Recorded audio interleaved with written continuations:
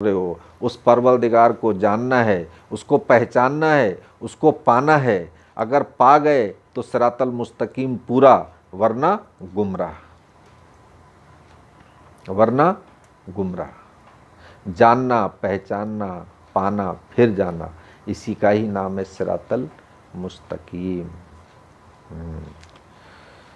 تو جاننا، اللہ کو جاننا ہے، پہچاننا ہے، اس کو پانا ہے۔ اس کو جاننا ہے تو حدیث پاک ہے، من عرفہ نفسہ فقط عرفہ ربہ۔ جس نے پہچانا اپنے نفس کو، اس نے پہچانا رب کو، گویا جس نے پہچانا خود کو، اس نے پہچانا خدا کو۔ یہ حدیث پاک ہے۔ ایک ٹائم نبی پاک صلی اللہ تعالیٰ علیہ وسلم جلوہ افروز تھے، تمام صحابہ رسول موجود تھے، اور درس چالو تھا، بیان چالو تھا۔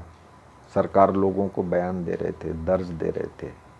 تو ایک نبی پاک صلی اللہ تعالیٰ علیہ وسلم نے فرمایا، انا مدینۃ العلم علی الباب۔ اس کا مطلب ہے کہ میں علم کا شہر ہوں اور علی اس کا دروازہ ہے۔ تو تمام صحابہ رسول حیرت انگیز ہو گئے، لیکن اس مجلس میں حضرت علی کریم اللہ وجہہ رضی اللہ تعالیٰ عنہ نہیں تھے۔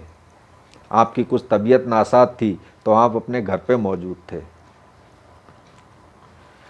تو حضرت عمر فاروق رضی اللہ تعالیٰ عنہ اور حضرت عثمان غنی رضی اللہ تعالیٰ عنہ، آپ نے سرکار سے فرمایا کہ یا رسول اللہ، آپ نے فرمایا انا مدینۃ العلم علی الباب، میں علم کا شہر ہوں اور علی اس کا دروازہ ہے۔ تو یا رسول اللہ، ہم جاننا چاہتے ہیں کہ اس کی حقیقت کیا ہے، آپ ہم کو بتائیے کہ علی کا مقام، علی کا مرتبہ اتنا بلند کیسا ہے، علی علم کے بارے میں اتنا کیسا جانتے ہیں۔ تو ہمارے نبی نے فرمایا کہ آپ یہ بات جا کر خود علی سے پوچھئے۔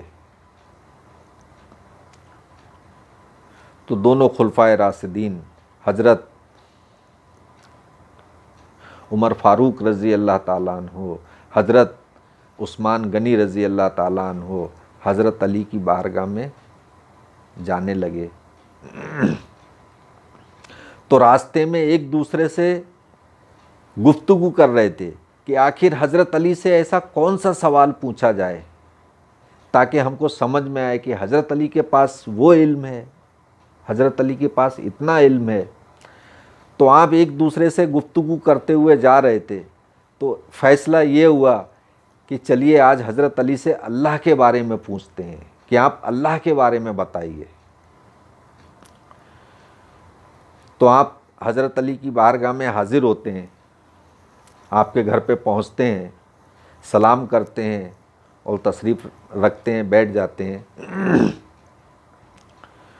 اور پورا واقعہ پیش کرتے ہیں کہ اے حضرت علی، آج نبی پاک صلی اللہ تعالیٰ علیہ وسلم نے مجلس میں اپنی زبان مبارک سے یہ الفاظ بیان کیے، انا مدینۃ العلم علی الباب، یعنی کہ میں علم کا شہر ہوں اور علی اس کا دروازہ ہے۔ تو ہم جاننا چاہتے ہیں، آپ ہم کو اللہ کے بارے میں بتائیے کہ آپ اللہ کے بارے میں کیا جانتے ہیں۔ تو وہاں پر یہ حدیث پاک کا نزول ہوا۔ حضرت علی کریم اللہ وجہہ رضی اللہ تعالیٰ عنہ نے فرمایا، من عرفہ نفسہ فقط عرفہ ربہ، جس نے پہچانا اپنے نفس کو، اس نے پہچانا رب کو، گویا جس نے پہچانا خود کو، اس نے پہچانا خدا کو۔ تو خدا کو جاننے کے لیے، خدا کو پہچاننے کے لیے ہم کو خود کو جاننا پڑے گا، خود کو پہچاننا پڑے گا کہ ہم کون ہیں، ہم کیا ہیں، ہماری حقیقت کیا ہے۔ تو ہماری حقیقت سے ہم کو کون آشنا کرا سکتا ہے، ہماری حقیقت ہم کو کون بتا سکتا ہے؟ تو جنہوں نے خود کو جانا ہوگا، خود کو پہچانا ہوگا، خود کو سمجھا ہوگا، تو جتنے بھی اللہ کے ولی ہیں، جتنے بھی پیر کامل ہیں، جتنے بھی اولیاء اکرام ہیں، ان کے پاس یہ تعلیمات آئی، من عرفہ نفسہ فقط عرفہ ربہ، جس نے پہچانا خود کو اس نے پہچانا خدا کو، گویا جس نے پہچانا اپنے نفس کو اس نے پہچانا رب کو۔ من عرفہ نفسہ فقط عرفہ ربہ، جس نے پہچانا اپنے نفس کو اس نے پہچانا رب کو، گویا جس نے پہچانا خود کو اس نے پہچانا خدا کو۔ تو ہم کو خدا کو پہچاننا ہے تو ہم کو خود کو پہچاننا پڑے گا کہ ہم کون ہیں، ہم کیا ہیں، ہم کہاں تھے، ہم کہاں سے آئے، ہم کو کہاں جانا ہے۔ اس کے لیے ہم کو کسی کامل رہبر کی تلاش کرنا پڑے گی۔